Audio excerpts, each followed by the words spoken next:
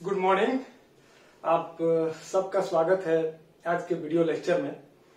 हम लोग transcription lecture series कर रहे हैं। आज इस लेक्चर सीरीज का 6th लेक्चर है जिसका हेडिंग है प्रोकैरियोटिक ट्रांसक्रिप्शनल टर्मिनेशन। हम लोग आज इस पे बात करेंगे। इससे पहले हम लोगों ने इलोंगेशन पे पिछले लेक्चर में बात किया था। आज हम लोग करेंगे ट्रांसक्रिप्शनल टर्मिनेशन पे बात। एक्चुअली प्रोकैरियोट्स के केस में ट्रांसक्रिप्शनल टर्मिनेशन दो तरह से होता है, एक या तो रो डिपेंडेंट या रो इंडिपेंडेंट। बेसिकली ट्रांसक्रिप्शनल टर्मिनेशन को समझने के लिए ऐसे समझ सकते हैं कि किसी भी पार्टिकुलर ट्रांसक्रिप्शनल यूनिट में प्रोमोटर है, इनिशिएशन साइट है और टर्मिनेशन साइट है। जैसे आरएनए पॉलीमरेज टर्मिनेशन साइट पे पहुंचता है तो वहां पे उसको एक सिग्नल मिलता है, टर्मिनेशन सिग्नल सीक्वेंस है ये। उस सिग्नल तक पहुंचते ही आरएनए पॉलीमरेज के अंदर स्ट्रक्चरल चेंजेस आएगा और उसका ये मतलब हुआ कि अब किसी तरह का इसमें राइबोन्यूक्लियोटाइड इस पॉलीमराइजेशन अब नहीं होगा और वो जो एमआरएनए या आरआरएनए या टीआरएनए जो ट्रांसक्रिप्ट बन रहा है वो फॉलो अप होगा। आइए देखते हैं इसको डिटेल में। बात करते हैं कि ये हमारा सपोज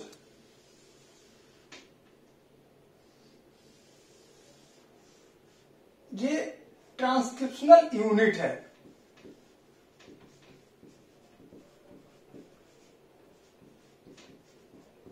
ये ट्रांसक्रिप्शनल यूनिट है जिसमें ये प्रोमोटर है, ये हमारा इनिशिएशन साइट है, इनिशिएशन साइट जिसको हम लोग +1 से डिनोट करते हैं। साथ ही साथ ये सारा जीन डाउनस्ट्रीम जीन है, डाउनस्ट्रीम जीन है। At the end of gene यहां पे हमारा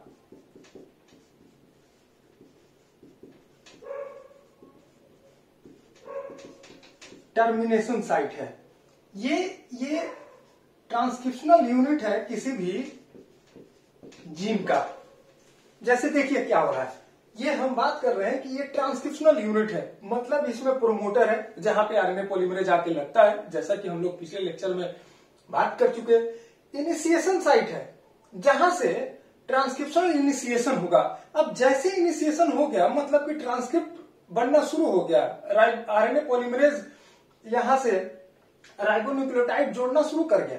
अब जैसे जैसे आगे बबल फॉर्मेशन होगा, डिस्ट्रक्शन ऑफ डीएनए हेलिक्स होगा, आगे आगे जैसे जैसे आरएनए पॉलीमरेज पहुंचेगा तो वहां वो टर्मिनेशन साइट पे पहुंचेगा। टर्मिनेशन साइट पे पहुंचते ही ये सिग्नल है दरअसल कि अब no more addition of ribonucleotide will take place. इसका यही मतलब है कि अब राइबोन्यूक्लियोटाइड का एडिशन नहीं होगा, मतलब अब टर्मिनेशन होगा ट्रांसक्रिप्ट का। तो ये टर्मिनेशन साइट है। अब टर्मिनेशन बेसिकली बैक्टीरिया के केस में, प्रोकैरियोट्स के केस में टर्मिनेशन होता कैसे है? टर्मिनेशन दो तरह से होता है, रो डिपेंडेंट और रो इंडिपेंडेंट। दोनों को डिटेल में समझते हैं।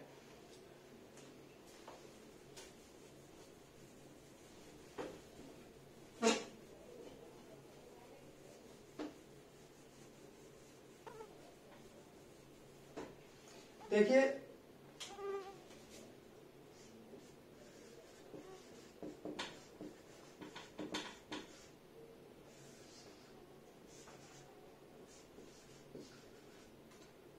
रो डिपेंडेंट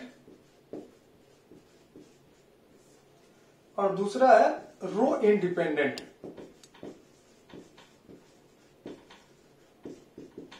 रो डिपेंडेंट एक्सट्रिंसिक प्रोसेस है और रो डिपेंडेंट एक्सट्रिंसिक प्रोसेस है और रो इंडिपेंडेंट इंट्रिंसिक है। एक्सट्रिंसिक और इंट्रिंसिक कहने का मतलब है अगर हम बोल रहे हैं कि ये रो इंडिपेंडेंट इंट्रिंसिक प्रोसेस है, मतलब कि जो ट्रांसक्रिप्ट है उसी में इसके लिए स्पेसिफिक सीक्वेंस है फॉर द टर्मिनेशन, मतलब transcript with in transcript sequence है जो टर्मिनेट कराने में मदद कर रहा है। लेकिन रो डिपेंडेंट का मतलब यह है कि रो protein will help in termination, row protein termination में मदद करेगा। इस इंट्रिंसिक में किसी तरह का एक्सटर्नल प्रोटीन इन्वॉल्व नहीं होगा फॉर द टर्मिनेशन। ठीक है, अब देखिए हम लोग सबसे पहले रो डिपेंडेंट टर्मिनेशन को समझते हैं। जैसे अगर हम बोल रहे हैं कि रो डिपेंडेंट टर्मिनेशन का क्या मतलब हुआ, रो डिपेंडेंट टर्मिनेशन का मतलब हुआ कि रो प्रोटीन इन्वॉल्व है टर्मिनेशन के लिए। अब ये रो प्रोटीन है क्या? रो प्रोटीन एक तरह का हेलिकेज प्रोटीन है, रेक ए फैमिली का हेलिकेज प्रोटीन है। इसको डिटेल में अभी देखते हैं। उससे पहले कि हम लोग ये देखें कि ये जैसे कि ये हमारा, हम लोग को पता है कि ये सेंस स्ट्रैंड है और ये टेम्पलेट है। ठीक है,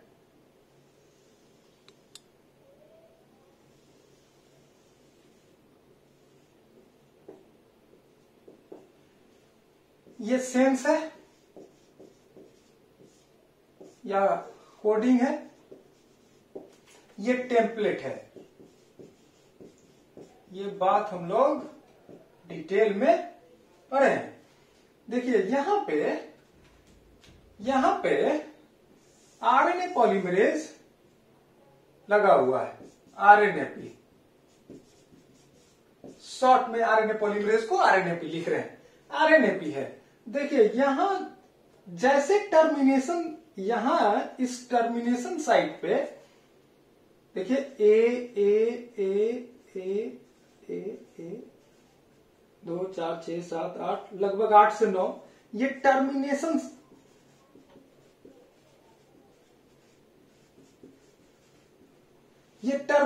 सीक्वेंस है। देखिए ये टर्मिनेशन सीक्वेंस है, ये पॉली ए रिच सीक्वेंस होता है। टर्मिनेशन सीक्वेंस पॉली ए, लगभग ये 8 to 9 स्ट्रेच में होता है। नंबर ऑफ एडेनिन 8 to 9 होगा। अब ये टर्मिनेशन सीक्वेंस है, मतलब कि जैसे यहां पे ये हमारा ट्रांसक्रिप्ट है, ये क्या है?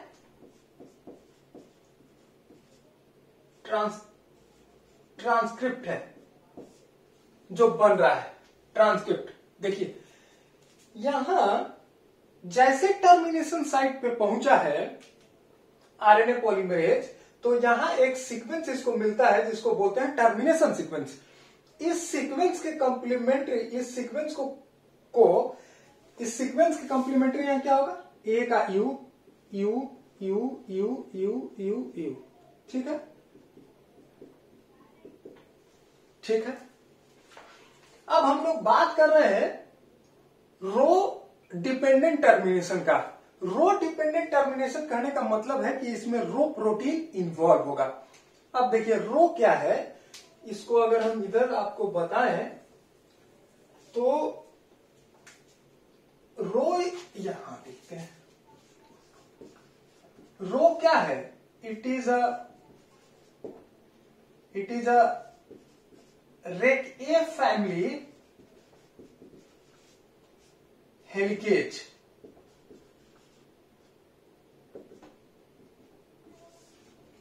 क्या है ये? It is RecA family helicase है। ठीक है, ये हेलिकेज है और ये हेक्सामेरिक है। क्या है ये? हेक्सामेरिक है। हेक्सामेरिक मतलब 6 मोनोमेरिक, 6 इस तरह का 6 रो सब यूनिट, मोनोमेरिक सब यूनिट एक साथ मिलके हेक्सामेरिक फॉर्म में है।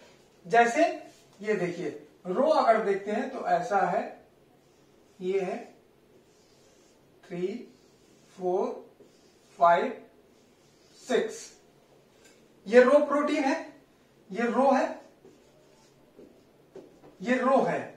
इस रो में 2 डोमेन है, ये वाला देखिए ये बाहर से जो दिख रहा है, ब्लैक से इसको दिखाया जाए, ये बाहर से जो दिख रहा है ऐसा, ये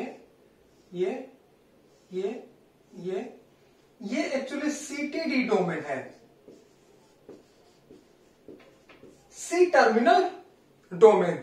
ये वाला इंटरनल एनटीडी डोमेन है, एनटीडी न्यूक्लियोटाइड टर्मिनल डोमेन है, ये एनटीडी है, पी लिखा गया, एनटीडी है। ये एक्चुअली यही न्यूक्लियोटाइड बाइंडिंग डोमेन है, ठीक। CTD domain basically ATPase domain है, ATPase domain. CTD domain is ATPase domain, ठीक है। इसी को कभी कभी किसी बुक में, जैसे बोल्ट एंड बोल्ट अगर आप पढ़ते हैं, वहां पे लिखा हुआ रहेगा एंटीपेज डोमेन। बात वही है, कंफ्यूज नहीं होना है। एंटीपेज डोमेन हो या एटीपेज डोमेन हो, बात वही है। अब देखिए रो हेक्सामेरिक प्रोटीन है, हेक्सामेरिक है, रोटेटिंग प्रोटीन है, रोटेटिंग प्रोटीन, ठीक है। ये क्या करेगा, ये दरअसल इसके पास दो डोमेन है, एंटीडी डोमेन, जिसके थ्रू ये इस आरएनए से बाइंड करेगा स्पेसिफिक साइट पे, उसको भी अभी बात करते हैं। सीटीडी डोमेन एटीपेज डोमेन है। हेलिकेज एक्चुअली क्या करता है, ये करता क्या है कि जो डीएनए आरएनए हाइब्रिड है उसको ब्रेक करता है। क्या करता है, यहां पे जो हमारा ये जो आप देख रहे हैं, ये क्या है, ये डीएनए आरएनए हाइब्रिड है, ये डीएनए आरएनए हाइब्रिड है। यहां ये आरएनए है और ये डीएनए स्ट्रैंड है, दोनों के बीच में हाइड्रोजन बॉन्ड है, तो ये डीएनए आरएनए हाइब्रिड है। उसी तरह से RNA RNA hybrid, RNA RNA अगर हाइब्रिड हो, आरएनए आरएनए हाइब्रिड, ये दोनों को, ये हेलिकेज, दोनों के बीच का हाइड्रोजन बॉन्ड को ये हेलिकेज ब्रेक कर सकता है। तो ये बेसिकली करता क्या है, अब देखते हैं ये रो डिपेंडेंट टर्मिनेशन को कैसे हम लोग समझते हैं। रो क्या करता है कि स्पेसिफिक इस एमआरएनए के या इस एमआरएनए पे, अगर हम मान रहे हैं कि ये एमआरएनए है, हालांकि ये ट्रांसक्रिप्ट आरआरएनए भी हो सकता है, टीआरएनए भी हो सकता है, और लेकिन कभी भी रो डिपेंडेंट टर्मिनेशन का ट्रांसक्रिप्ट एमआरएनए ही होगा। ये रिमार्केबल बात है, कभी भी रो डिपेंडेंट ट्रांसक्रिप्ट टर्मिनेशन जो होगा वो उसके लिए ट्रांसक्रिप्ट एमआरएनए नहीं होगा, आरआरएनए नहीं होगा, टीआरएनए नहीं होगा। क्यों? क्योंकि उसके अंदर आरआरएनए और टीआरएनए ट्रांसक्रिप्ट के अंदर लूपिंग ज्यादा है, और उस लूपिंग के चलते ये हेलिकेज उस आगे प्रोसीड नहीं कर पाता है till the position of termination site. इसलिए वो उस तरह के आरआरएनए और टीआरएनए में वो रो इंडिपेंडेंट टर्मिनेशन होगा, ठीक है। अब हम लोग बात कर रहे हैं कि ये कैसे रो कहां बाइंड करेगा। तो रो बेसिकली बाइंड करेगा इस एमआरएनए के स्पेसिफिक साइट पे, जिसको बोलते हैं रट साइट। देखिए इसको यहां से हम लोग देखें, अगर ये देखिए, इसको यहां से अगर देखते हैं, देखिए ये हमारा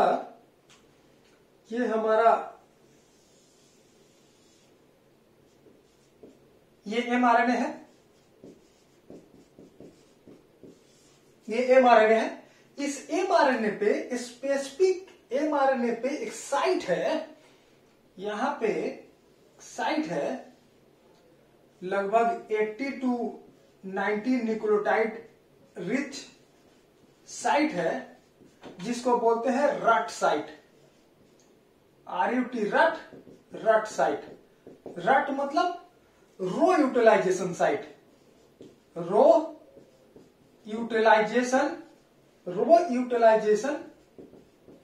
साइट, रो यूटिलाइजेशन साइट है, मतलब रो इसी साइट पे आके बाइंड करता है। ये दरअसल इसके बारे में जो एग्जामिनेशन के अंदर क्वेश्चन पूछे जाते हैं कि ये रट साइट इज रिच इन, ये rut site is rich in cytosine base. इसमें इस साइट में जो 80 to 90 न्यूक्लियोटाइड रिच साइट है, 80 to 90 न्यूक्लियोटाइड रिच साइट है ये रट साइट। इसमें अबंडेंट मात्रा में साइटोसिन होगा और लीस्ट मात्रा में ग्वानोसिन होगा। इसका परसेंटेज भी आप समझ सकते हैं कि अगर हम बोल रहे हैं कि साइटोसिन, उसके बाद ग्वानोसिन और एडेनिन और यूरासिल कितना है इसके अंदर, ये 41% है। सी कितना है 41%, ए कितना है 25%, यू कितना है 20%, जी कितना है 14%। ये एग्जैक्ट डाटा आप देख सकते हैं लेविंग में, जीन 10 के बुक में ये एग्जैक्ट डेटा दिया हुआ है कि सी 41% होगा, ए 25% होगा, यू 20% होगा और जी 14% होगा। मतलब सीधे क्वेश्चन आपसे आएगा कि ये rut site is rich in C, cytosine, तो करेक्ट है। और इस बात को आपको याद रखना होगा, ये एक्चुअली रो यूटिलाइजेशन साइट है। मतलब हुआ कि इससे आके रो प्रोटीन लगेगा। ये होगा क्या, देखिए, ये अगर इसको हम लोग अब ऐसे समझते हैं कि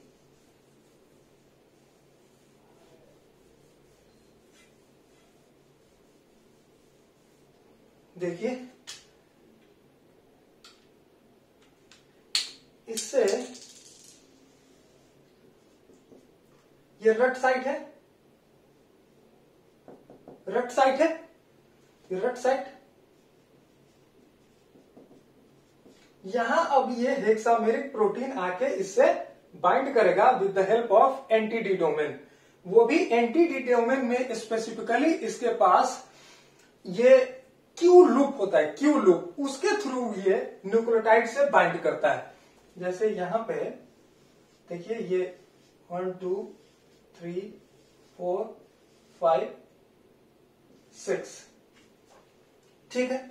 इसमें ये एंटीडी है, इसमें बाहर में ये सब ये सीटीडी है जिसके पास एटीपेज एक्टिविटी है, एटीपेज एक्टिविटी है इसके पास, सीटीडी के पास। ये रो यहां बाइंड किया और एंटीडी के थ्रू इस बेस से बाइंड करता है, मैंने न्यूक्लियोटाइड से बाइंड करता है। स्पेसिफिकली इसके पास क्यू लूप होता है, क्यू लूप के थ्रू ये आरएनए पे बाइंड करता है, ठीक है। अब ये चूंकि रोटेटिंग इंजाइम है, रोटेटिंग हेलिकेज है, रोटेट करेगा और ये मूव करेगा आगे आगे, और इस मूवमेंट के लिए दरअसल इसको एटीपी एनर्जी चाहिए। इसीलिए इस डोमेन के अंदर, सीटीडी डोमेन में जो एटीपेज एक्टिविटी है, एटीपेज डोमेन है, उसका हाइड्रोलिसिस होगा। मतलब ये जैसे यहां आगे बढ़ेगा, यहां आगे बढ़ेगा,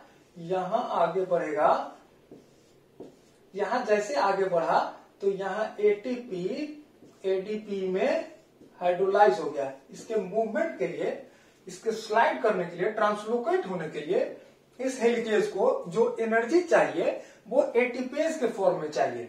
मतलब एटीपी हाइड्रोलाइज होगा एडीपी और आईपी में। और थोड़ी देर पहले बोल रहे थे कि किसी किसी बुक के अंदर जैसे बोइट एंड बोइट आपको रहेगा कि वहां लिखा हुआ रहेगा एंटीपेज, बात वही है, वो भी एटीपेज ही है, ठीक है। तो कंफ्यूज नहीं करना।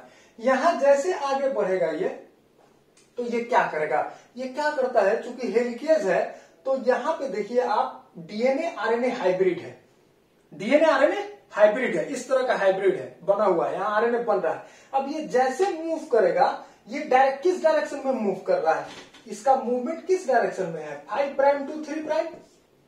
ये कैसे मूव कर रहा है, ये 5 प्राइम टू 3 प्राइम मूव कर रहा है, ये 5 प्राइम टू 3 प्राइम मूव कर रहा है। ये जैसे आगे बढ़ता है, जैसे यहां आगे बढ़ा, यहाँ पे जैसे आता है तो ये 1-1 बॉन्ड को तोड़ते चला जाता है। ये हाइड्रोजन बॉन्ड को यहाँ ब्रेक करेगा, जैसे यहां पहुंचेगा ये इस हाइड्रोजन बॉन्ड को ब्रेक करेगा, फिर आगे बढ़ेगा, फिर इस हाइड्रोजन बॉन्ड को ब्रेक करेगा, फिर आगे बढ़ेगा, इसको ब्रेक करेगा, और इस तरह से ये यहां पहुंचते पहुंचते इसको टर्मिनेट कर देता है। जैसे देखिए हो क्या रहा है, हो ऐसा रहा है कि सपोज कीजिए कि इसमें से एक डीएनए है और एक आरएनए है, ठीक। ये इसमें से एक डीएनए है ये वाला और ये आरएनए है। यहां से हेक्सामेरिक प्रोटीन इंटर कर रहा है और यहाँ पे टर्मिनेशन साइट है, यहाँ इंटर कर रहा है ऐसे ऐसे ऐसे ऐसे ऐसे ऐसे ऐसे। इस साइट पे जैसे लास्ट में पहुंचता है ये दोनों डिसोसिएट कर जाता है। ऑलरेडी ये जो आरएनए पॉलीमरेज यहाँ लगा हुआ था, ये जो आरएनए पॉलीमरेज इसके साथ लगा हुआ है, ये जैसे ही इस टर्मिनेशन साइट पे पहुंचता है तो ये इलोंगेटिंग आरएनए पॉलीमरेज बेसिकली उसके अंदर कन्फर्मेशनल चेंजेज आ जाता है। वो ऑलरेडी जैसे यहां पहुंचते हुए इसके अंदर कन्फर्मेशनल चेंजेस आ जाता है, क्योंकि ये एक तरह का स्टॉप सिग्नल है। इसके बाद ये आरएनए पॉलीमरेज आगे मूव नहीं कर सकता, ठीक। तो यहां जैसे ये पहुंचता है तो या देखिए यू और ए सबसे वीकेस्ट ये बॉन्ड है, एटी से भी वीक है और जीसी से तो बहुत वीक है। ये जैसे यहां पहुंचता है तो ये चूंकि वीक बॉन्ड है यू और ए, इस बॉन्ड को ये ब्रेक कर देता है आसानी से। और उसके बाद क्या होगा, ये आफ्टर ब्रेकेज ये वाला आरएनए पॉलीमरेज, देखिए ये जो हमारा जो आरएनए पॉलीमरेज है आरएनएपी, ये रिलीज हो गया। साथ ही साथ अगर हम देखें, साथ ही साथ ये हो गया कि ये जो हमारा ट्रांसक्रिप्ट है, ये जो एमआरएनए है, बेसिकली एमआरएनए की बात कर रहे हैं, ये जो एमआरएनए है वो रिलीज हो गया। यहां से राइबोसोम रिलीज हो, ये आरएनए पॉलीमरेज रिलीज हो गया, ये आरएनए पॉलीमरेज रिलीज हो गया, साथ में ये जो ट्रांसक्रिप्ट बन रहा था ये रिलीज हो गया, और ये हमारा रेक फैमिली का जो हेलिकेज है वो भी रिलीज हो गया। मतलब ये ट्रांसक्रिप्ट बन गया। इस तरह से ट्रांसक्रिप्ट बाहर आ गया। इस तरह से ये रो डिपेंडेंट टर्मिनेशन यही है। अब देखिए इंट्रिंसिक टर्मिनेशन को कैसे बात करेंगे, इंट्रिंसिक टर्मिनेशन को कैसे समझेंगे। इंट्रिंसिक टर्मिनेशन का क्या मतलब हुआ कि किसी तरह का एक्सटर्नल, किसी तरह का प्रोटीन इसमें इन्वॉल्व नहीं है। जो ट्रांसक्रिप्ट बन रहा है उसी में कुछ सीक्वेंस है जो हेल्प कर रहा है टर्मिनेट होने में। मतलब इंटरनल सीक्वेंस ट्रांसक्रिप्ट के अंदर ही विद इन ट्रांसक्रिप्ट सिग्नल है जो टर्मिनेशन में मदद कर रहा है। बाहर से किसी तरह का कोई प्रोटीन इन्वॉल्व नहीं है। मतलब क्या है, जैसे देखिए, अगर देखें ऐसे कि सिंपल सा स्ट्रक्चर से देखते हैं, यहां पे टर्मिनेशन साइट दिखाते हैं, ए पॉली ए साइट है, 8 से 9 स्ट्रेच होगा, 2 4 6 7 8 से 9 हो सकता है। ये देखिए, ठीक है, थोड़ा सा और इसको बड़ा दिखाते हैं ऐसे, ठीक, ऐसा। ये क्या है, ये टर्मिनेशन साइट है, ये एक्चुअली टर्मिनेशन साइट है, ठीक। यहां पे हमारा आरएनए पॉलीमरेज लगा हुआ है, आरएनएपी, और ये हमारा यहां से यू 2 4 5 6 7 8 9 यू, ठीक है। ये हमारा ट्रांसक्रिप्ट है, यही है।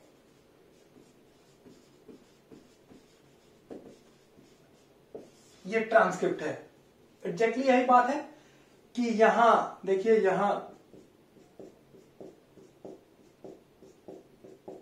है। होता क्या है कि जैसे आरएनए पॉलीमरेज इस टर्मिनेशन साइट पे पहुंचता है, इस टर्मिनेशन साइट पे, तो इसके पहुंचते ही क्या होता है, ये जैसे आरएनए पॉलीमरेज यहां पहुंचता है तो सबसे पहला काम क्या होगा, कि इसके अंदर आरएनए पॉलीमरेज के अंदर कन्फर्मेशनल चेंज आएगा। मतलब ये एक तरह का सिग्नल है कि अब फर्दर पॉलीमराइजेशन नहीं करना है, ये स्टॉप सिग्नल है। ठीक है। दूसरा बात इसके साथ क्या है कि इस ट्रांसक्रिप्ट के अंदर इंटरनल इन्वर्टेड रिपीट इस स्टॉप सिग्नल के पहले बनता है जो जीसी रिच होता है। जैसे देखिए ये ऐसा जी सी सी सी जी, ठीक है। यहां पे देखिए सी सी जी जी जी सी, देखिए ये इंट्रिंसिक सीक्वेंस ट्रांसक्रिप्ट में ही है फॉर द टर्मिनेशन। ये इन्वर्टेड रिपीट है। क्या है? इन्वर्टेड रिपीट, जिसको हम लोग रिपीट जिसको हम लोग पैलिंड्रोम बोलते हैं। पैलिंड्रोम आपको पता होगा, double standard DNA which have two fold rotational symmetry. जिसके पास टू फोल्ड रोटेशनल सिमेट्री हो वैसे को पैलिंड्रोम बोलते हैं। यहां इन्वर्टेड सीक्वेंस है। ये देखिए ये दो इन्वर्टेड सीक्वेंस है। जो इंट्रिंसिक सीक्वेंस है ये जैसे टर्मिनेशन साइट पे पहुंचता है आरएनए पॉलीमरेज, उससे पहले ट्रांसक्रिप्ट में ये सीक्वेंस बन के रहता है। ये सीक्वेंस दरअसल क्या है कि यही सीक्वेंस चूंकि इन्वर्टेड सीक्वेंस है, ये इन्वर्टेड सीक्वेंस लूप बनाएगा और वो टर्मिनेशन कराने में मदद करेगा। ये लूप हेयरपिन लूप या स्टेम लूप बोलते हैं। ये दरअसल ये लूप टर्मिनेशन कराने में मदद करेगा। ये कैसे करेगा? देखिए इसमें किसी तरह का, चूंकि ये किस तरह का है, ये रो इंडिपेंडेंट प्रोसेस है। मतलब इसमें किसी तरह का रो प्रोटीन इन्वॉल्व नहीं है, एक्सटर्नल कोई प्रोटीन इसमें नहीं लग रहा है। इंट्रिंसिक सीक्वेंस ही मदद कर रहा है। इंट्रिंसिक ये जो हमारा इन्वर्टेड रिपीट है वही हेल्प कर रहा है टर्मिनेशन के लिए। कैसे कर रहा है देखते हैं। ये दरअसल क्या करता है कि इसको हम लोग ऐसे देख सकते हैं कि जैसे ये आरएनए पॉलीमरेज जैसे यहां पहुंचता है तो इससे पहले ही यहां हमारा इन्वर्टेड रिपीट ट्रांसक्रिप्ट में बन चुका है। ये क्या करता है, इसको इसी अलग से दिखाते हैं। जैसे ये क्या करता है कि देखिए ये जो हमारा ये जो ट्रांसक्रिप्ट है, देखिए ध्यान से, ऐसा सीक्वेंस बन जाता है। ये क्या है? ये हमारा यही है, ये यू यू वाला सीक्वेंस है। You you you you you ये, ठीक। और यहां ठीक है, ये एस्केमल लूप बनाता है। जैसे ये थोड़ा सा लूप छोटा बन गया है, जैसे आप देखिएगा तो ऐसा लूप है, ऐसा। ये थोड़ा सा और बड़ा करके दिखाएं आपको, ये लूप है। स्टेम लूप है या हेयर पिन है, ये हेयर पिन है, ठीक है। एक तरह का सेकेंडरी स्ट्रक्चर है आरएनए के अंदर। ये क्या हुआ, क्या ये जो हमारा देखिए ये सीक्वेंस था जी सी सी सी सी और जी, ठीक है। यहां पे देखिए इसके कॉम्प्लीमेंट्री इन्वर्टेड रिपीट इसीलिए है कि इसके साथ ये बेस कॉम्प्लीमेंटेशन है। ये क्या करेगा कि एक दूसरे के तरफ कॉम्प्लीमेंटेशन होने के चलते सेकेंडरी लूप बना ले, सेकेंडरी कन्फर्मेशन आरएनए के अंदर बन जाएगा, जिसको लूपिंग बोल रहे हैं। तो ये देखिए यहाँ पे सी है, यहाँ पे जी है, यहाँ पे जी है, यहाँ पे जी है, यहाँ पे सी है। देखिए ये बना लिया। यहाँ पे कोई स्पेसिफिक न्यूक्लियोटाइड नहीं है।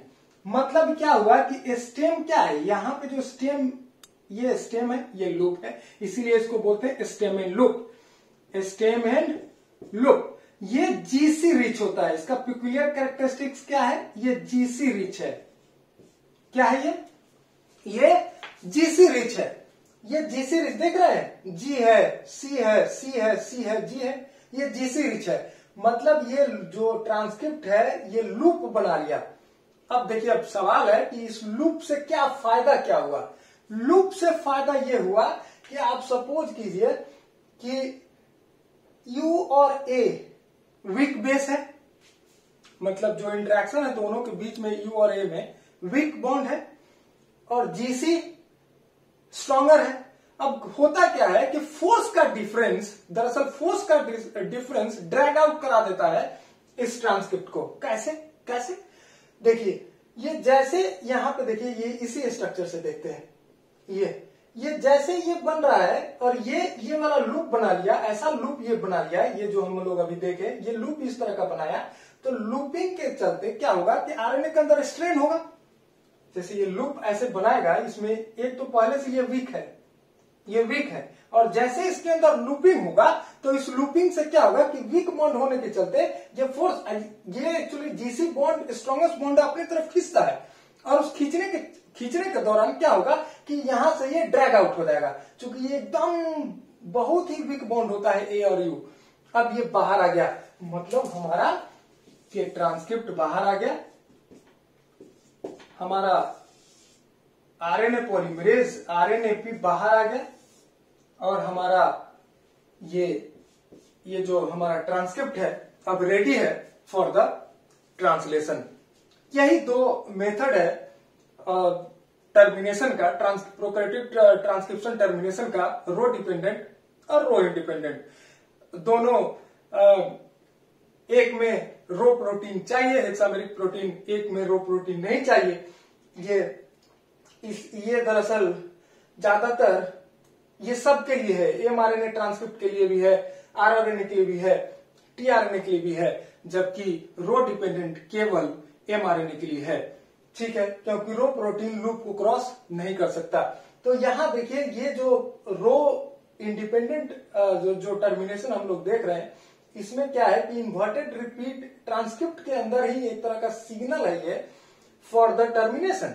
ये टर्मिनेशन सीक्वेंस के पास जैसे आरएनए पॉलीमरेज पहुंचता है, वो उससे पहले ही आरएनए ट्रांसक्रिप्ट के अंदर ये इन्वर्टेड सीक्वेंस, जो कि पैलिंड्रोमिक सीक्वेंस है, ये ट्रांसक्राइब हुए रहता है ट्रांसक्रिप्ट में, और ये दोनों चूंकि कॉम्प्लीमेंट्री है तो इस तरह का लूप बनाएगा, इस तरह का लूप। और ये लूप दरअसल क्या करता है, ये आप देख रहे हैं, ये लूप ड्रैग आउट करता है ट्रांसक्रिप्ट को, क्योंकि ये फोर्स क्रिएट करता है डिफरेंस से।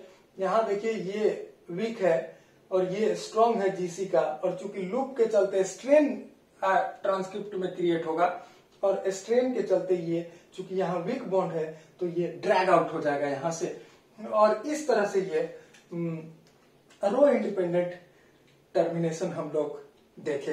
अब लास्टली ये इतना ही है। लास्टली हम लोग एक और चीज देख सकते हैं कि अब ये transcription series, prokaryotic transcription series का जो ये 6 लेक्चर था, ये खत्म। अब इसमें एक चीज जो कॉम्पिटिटिव पॉइंट ऑफ व्यू से हम लोग देख सकते हैं कि कुछ इनहिबिटर के बारे में कभी कभी सवाल पूछता है। जैसे इसको हम लोग ऐसे देख सकते हैं, देखिए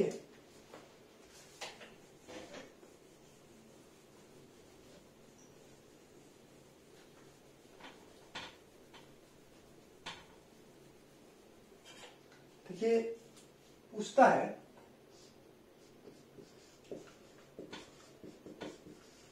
inhibitors of prokaryotic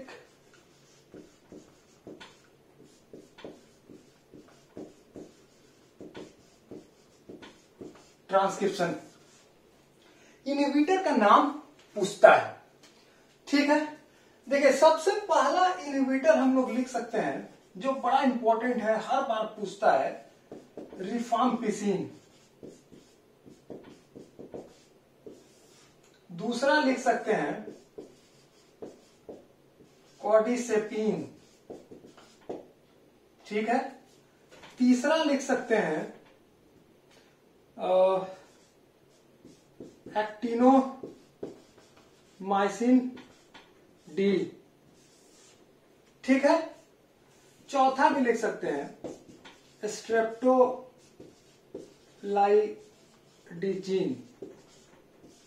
देखिए 4 बड़ा इंपॉर्टेंट है, ये चारों से क्वेश्चन आता है, इसलिए इसको इनहिबिटर ऑफ प्रोकैरियोटिक ट्रांसक्रिप्शन, ये सब में, गेट में, CSIR नेट में, IISc में, TIFR में, IIT जैम में, ये सब में कभी न कभी इस एंटीबायोटिक से क्वेश्चन आता है कि ये इनहिबिटर से पूछता है कि रिफाम्पिसिन क्या है। ये एक तरह का एंटीबायोटिक है, बैक्टीरियोसिडल ड्रग्स है, ये ग्राम पॉजिटिव बैक्टीरिया पे इफेक्टिव है। जनरली ये ड्रग्स यूज होता है ट्यूबरकुलोसिस के पेशेंट में।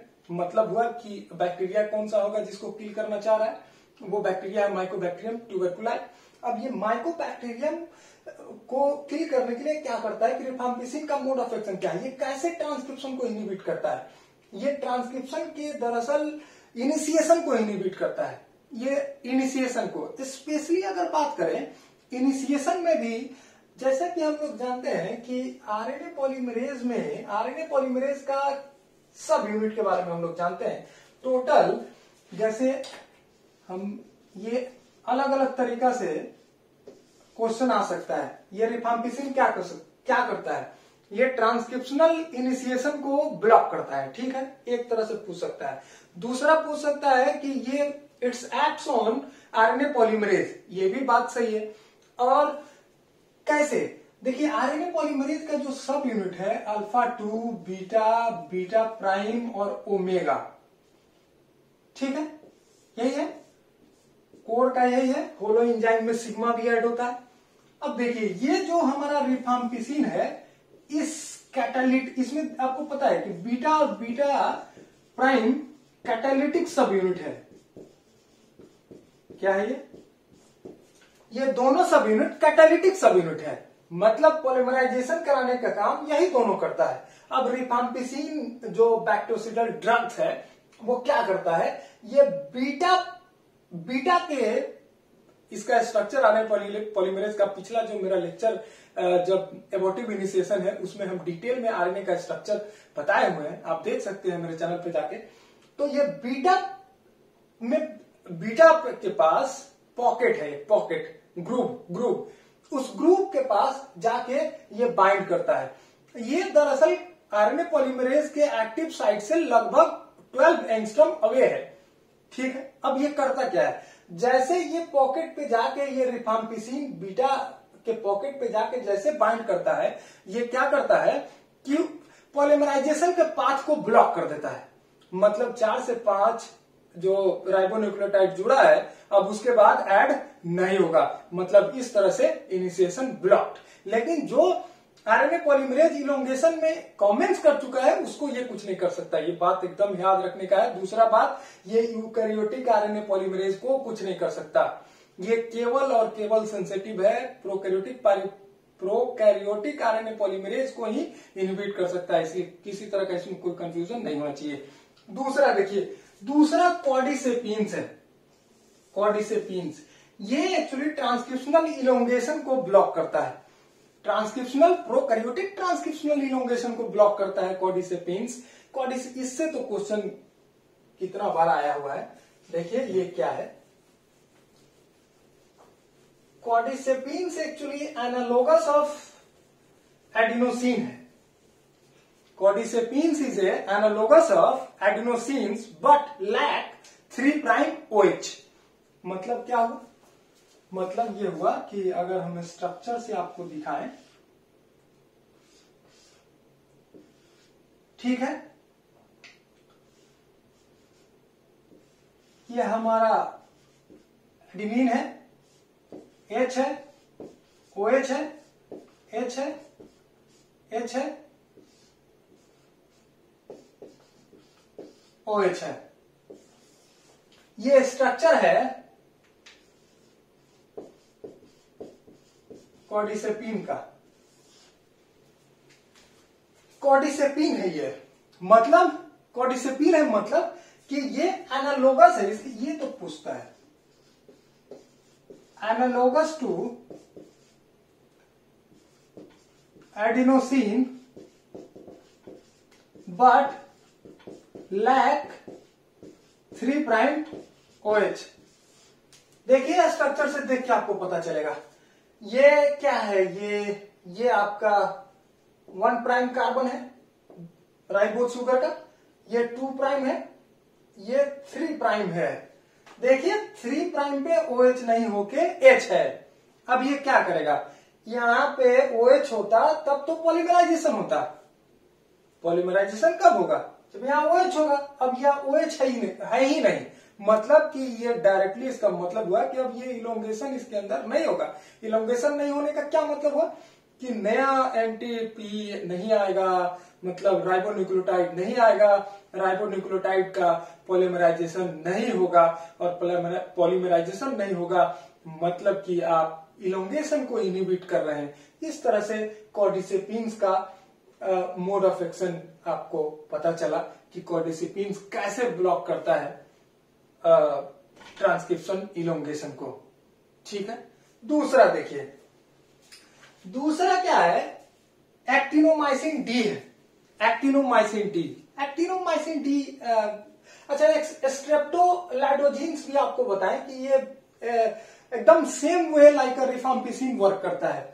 स्ट्रेप्टोलाइडोजिन्स ये भी आपको याद रखना चाहिए। स्ट्रेप्टोलाइडोजिन्स भी रिफाम्पिसिन की तरह ही ये इनिशिएशन को इनहिबिट करता है। ट्रांसक्रिप्शनल प्रोकैरियोटिक ट्रांसक्रिप्शनल इनिशिएशन को इनहिबिट करता है स्ट्रेप्टोलाइडोजिन्स, ये आपको याद रखना चाहिए। एक्टिनोमाइसिन डी बड़ा इंपॉर्टेंट है, ये दरअसल ट्रांसक्रिप्शन और रेप्लिकेशन दोनों को ब्लॉक करता है। ये कैसे ब्लॉक करता है आप देखिए, ये करता क्या है, जैसे अगर इसको हम ठीक से समझे तो ये क्या है, ये एक तरह का जैसे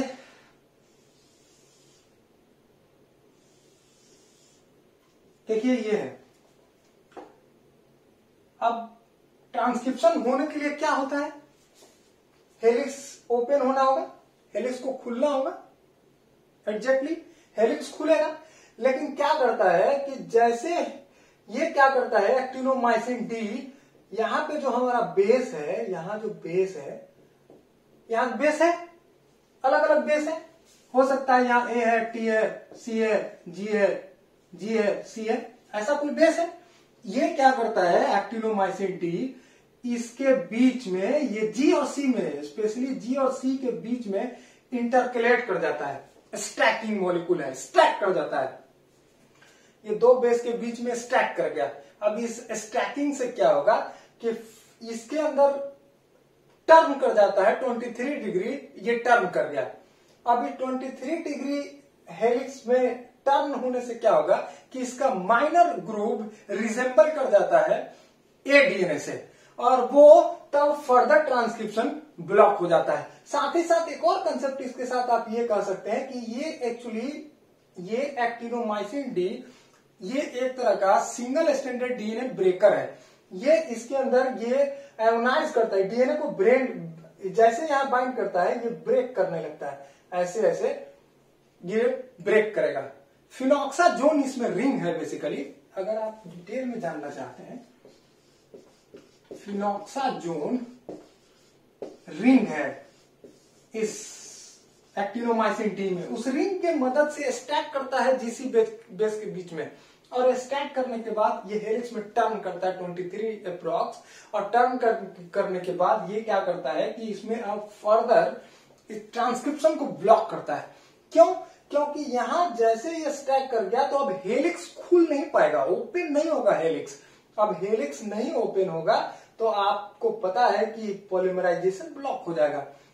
दूसरा इसका मोड ऑफ एक्शन ये भी हो सकता है कि ये क्या करता है कि डीएनए के सिंगल स्ट्रैंड को ब्रेक करता है। एक डीएनए में जो डबल हेलिक्स है इसमें से किसी एक स्ट्रैंड का ब्रेकेज शुरू कर देता है, और डीएनए का स्ट्रैंड जब ब्रेक कर जाएगा तो आपको पता है कि किसी तरह का ट्रांसक्रिप्शन ट्रांसलेशन हो सकता है क्या? नहीं हो सकता। तो ये दरअसल 4 इंपॉर्टेंट इनहिबिटर था, जो ड्रग्स है बेसिकली, ये इंपॉर्टेंट ड्रग्स और ये पूछे जाने वाले ड्रग्स हैं किसी भी एग्जाम के अंदर, इसलिए ये बात आपको ये चारों एकदम याद रहना चाहिए। इसके मोड ऑफ एक्शन के साथ साथ इसका नाम भी आपको याद रखना चाहिए। चारों का चारों रिफाम्पिसिन, और ये सब के सब दरअसल केवल और केवल प्रोकैरियोटिक ट्रांसक्रिप्शन को ब्लॉक कर सकता है, यूकैरियोटिक को नहीं कर सकता, इसलिए इस तरह का कोई कंफ्यूजन नहीं रहना चाहिए। तो आज इस तरह से हम लोग ट्रांसक्रिप्शनल टर्मिनेशन को समाप्त किए। इसमें बेसिक कुछ नहीं, इसमें 2 तरह का टर्मिनेशन हो सकता है, रो डिपेंडेंट और रो इंडिपेंडेंट। रो इंडिपेंडेंट कहने का मतलब है कि ट्रांसक्रिप्ट के अंदर ही टर्मिनेशन के लिए इंट्रिंसिक सीक्वेंस है, जो टर्मिनेट कराना। कैसे टर्मिनेट कराता है? लूप बना के। जैसे लूप बनाता है ये फोर्स डिफरेंस क्रिएट कर लेता है, क्योंकि वो जीसी रिच है, वो इन्वर्टेड सीक्वेंस, वो लूप बनाता है और वहां पे टर्मिनेशन साइट के अंदर, ट्रांसक्रिप्शन टर्मिनेशन साइट के पास यू और ए के बीच में बॉन्ड है जो वीक है।